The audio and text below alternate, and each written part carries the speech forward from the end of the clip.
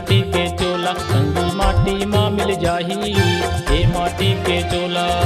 जनकर गर्भ गुमान संगी ए माटी के चोला हे रे माटी माँ मिल जाही ए माटी के चोला संगी माटी माँ मिल जाही ए माटी के चोला।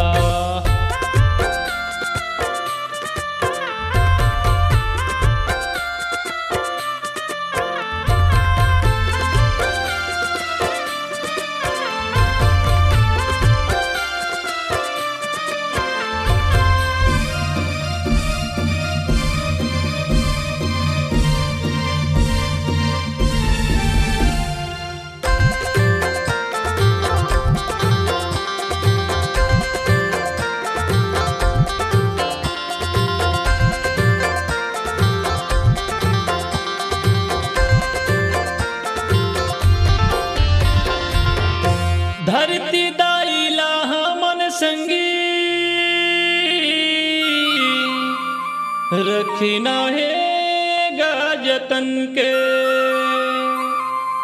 धरती दाई महतारी है जी ओल सते सते नमन है झनकर गर्भ गुमान संगी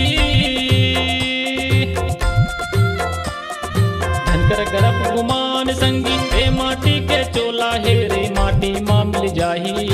ए माटी के चोला संगी माटी माँ मिल जाही ए माटी के चोला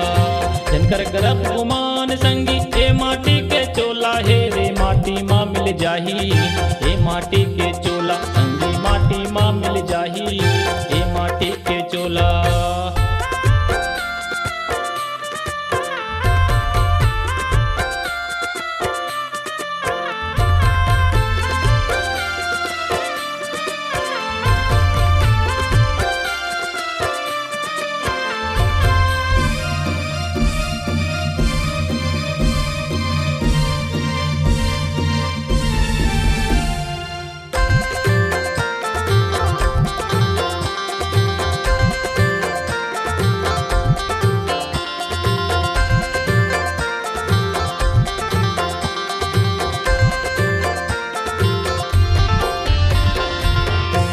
सब जुल मिल के रहना है कुनूल नहीं छोड़ना है साथ 4 दिन के चांदनी फिर हवे अंधियारी रात झनकर गर्भ गुमान संगी गर्भ गुमान संगी ए माटी के चोला हे रे माटी माँ मिल जाही ए माटी के चोला संगी माटी माँ मिल जाही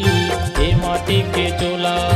जनकर गर्भ गुमान संगी ए माटी के चोला हे रे माटी माँ मिल जाही ए माटी के चोला संगी माटी माँ मिल जाही ए माटी के चोला।